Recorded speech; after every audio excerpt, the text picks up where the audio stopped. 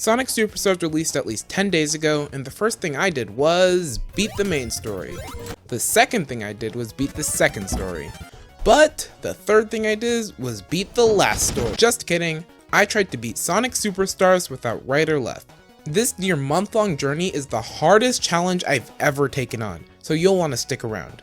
If you've seen any no left or right challenge, besides this one, you should already know the basic rules. But one thing specific to Sonic Superstars are the character-specific levels, and we're just gonna ignore them. I mean, does this look like good gameplay? Anyways, let's move into this very super challenge. Like every other first level in a challenge video, Bridge Island Act 1 should be an easy level that gives a good outlook on the future, right? If by easy you mean it took 45 minutes, you'd be right. The level itself, completely easy. We pick up a Chaos Emerald, get trapped in the bonus stage for minutes on end, but the boss, it shouldn't be that hard, right? We just jump, run, and avoid death pits until it destroys itself. Except Knuckles can't run or glide. Let me explain. Look at these two clips of Super Knuckles gliding between Mania and Superstars. Notice anything? Yeah, Knuckles doesn't gain speed. No matter how fast you go before gliding, he'll be stuck at the same constant speed. Even with this unnecessary hindrance, a high spin dash jump and a peaked glide will give us enough time to get ahead of the big shark. I also used Avatar. I'm not sure if it helps, but it will cause this weird glitch. Act 2 was the real first level because it was actually easy and it only took a few minutes. The boss was way easier than Act 1 because I did what happens in basically every trailer and just used Avatar. You know, most levels in games teach something new to the player. In Speed Jungle, it's soft locks. You can't get away from them. From these tunnels, or this one spring, but especially these vines. They are everywhere, and I mean everywhere in the level. And when you get caught on them, you best be hoping there's a platform above. If not, then... Because the game is so new, there aren't any level maps out, so I had to memorize every route so I know which ones are safe to take. After lots of restarts, we can eventually make it to the boss. But you thought the soft locks were over, huh? Nope! Even though this thing only takes 3 hits, if you defeat it and miss this extremely tight wall grab, it's another restart! After some great wall grabs and patience, we can finally move on to Act 2. Act 2. Remember those Sonic CD tunnels from Act 1? Well, they're back, and we can barely see, and they go on forever. This first one is in the first 10 seconds of the level, and there is no escape. No emerald powers will work, and the only input possible is right. So we've reached our first right press, only 4 levels into the challenge. Soon after, the level introduces this new type of vine that will only let us land on the platform if we jump into it facing left. Why does this game hate me? Wow, and guess what the level throws at us next? Yup, another completely unavoidable infinite tunnel. Not only do we have to add another right press, we also have to remember to keep holding it unless you love the sound of... The next section is basically Act 1's soft lock platforming, but now we can't see anything. Finally, after all the pain and torture, the boss is actually pretty easy and we can get ready for even more pain. Sky Temple shows you how much of a bother it will be from second 0. The first thing you see when the level starts is this, and every other white fan is an immediate soft lock. Luckily, a restart will make a spawn on the ground. An important thing I didn't mention in Speed Jungle is that I unlocked Bullet. What's special about Bullet in this challenge is that if you don't hold anything, you'll go diagonally forward. Not only can this escape some soft locks, it can also easily clear the first jump in the level. The issue is that it's on a timer, and it's extremely vital at a part of the level way after the timer expires, but also it's still before a checkpoint.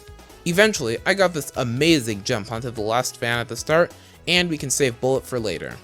Instead of going in depth into everything that made this level a complete pain for hours of my life, just know that I made it to one of the last checkpoints in the level, and Bullet is now my best friend.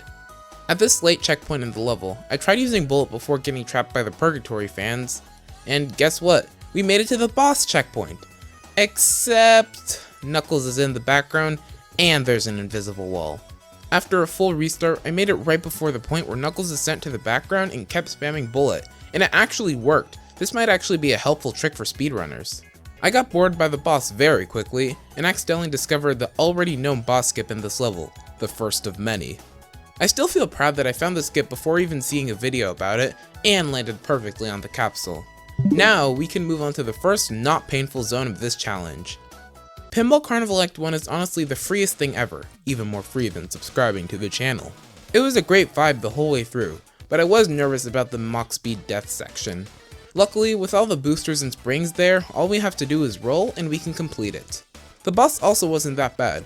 We can land the first 2 hits on him with Avatar, and then do some timed glides to finish him off.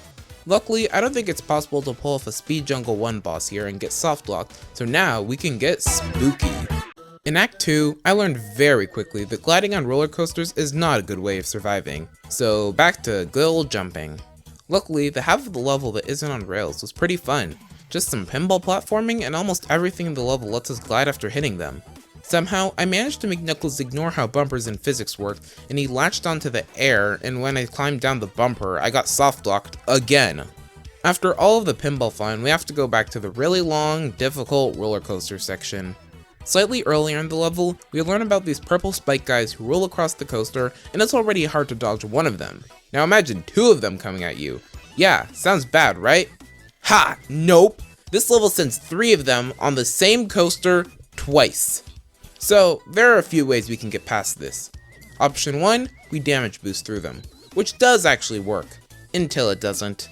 Damage boosting does take us to the end, but those spike guys make us face left and only left, and we can't turn around at the end. Okay, but what about option 2? Cheese. Knuckles can glide and we have Bullet, so if we went as far as possible without getting hit and started gliding the rest of the way, that has to work, right? Again, no. You have to understand that these coasters go really fast and Knuckles doesn't. I tried to glide from as high as possible and still hit the death plane before reaching a wall. Ugh. I didn't want to do this, but it comes down to option 3. Get good, loser. After lots of practice, I learned that charging a Bullet without dashing can suspend us long enough to dodge the spike guys, so with this knowledge, I was finally able to get past them while facing the right way. After all of that, the boss was easy. With Avatar and a lack of a skill issue, I smacked that Eggman 6 times easily. Even with all of that, this was still one of the less painful levels to beat. I barely needed water to beat Act 1, but just like any reasonable level in this challenge, there are soft locks. At the end of some water slides, they'll launch us up repeatedly and there's no way to escape them. There's this one section with water springs that will trap us for a while, but luckily we can use Bullet to get out of there. And there wasn't much else to mention in the level itself. The boss was just as easy as the rest of the level, and it only required Bullet to move back to the left. This level is surprisingly one of the fastest ones to beat, only taking 3 minutes on my second try, so let's move on to Act 2. At the start of the level, there seems to be a normal route and a Knuckles route. With the help of water and Bullet, we can make it to the Knuckles route, hit a checkpoint, and then glide over half the level, until reaching a loop where we have to go underwater quickly, but then we can make it to the boss in record time. Now this is where water really comes in handy, because this boss is an absolute pain. Knuckles can't grab onto the walls in the boss area, so we have to get creative. Using water lets us float up and hit Eggman twice, and Bullet can get the 3rd hit for us. But this is where it gets difficult. Eggman goes way too high for Avatar to affect him, and the intended strategy is to use these platforms and keep switching directions.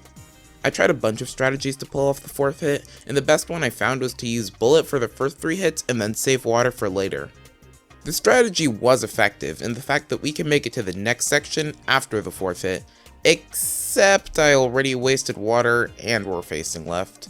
So as long as we can hit him with Bullet 3 times at the start and then keep facing right, he's basically dead. Or at least we can make it onto the second phase. After trial and error, even more trials and errors, and lots of stupid mistakes, I made it past the 4th hit, and water had just enough time left on the timer to pull off the 5th. Looking great so far, right? Until one of Eggman's air jet spikes comes out of nowhere and turns us to the left. Are you serious? Yep, we're back to the start of the fight. Luckily, the next try, I did everything I just said before, again, but I made sure not to repeat the same mistake. We can catch up to a spike wheel behind and use our clones to deal the final hit of what's definitely the hardest boss fight so far in this challenge. Yeah, even though this took less time than Bridge Island, it's much more difficult to beat. So, here we are, at the end of part 1. This has already been a crazy and difficult challenge, and we're only halfway through it. If you want to try the rest of it, don't. I've already finished, scripted, recorded, and half edited it, so it's not worth it. But if you really do want to do something, please try and find a way to bypass the right presses in Speed Jungle 2. I won't put a bounty on them, and I'll explain why in part 2, but it would be really cool if someone found some way to get past them. Part 2 will be out soon, so I'll see you there.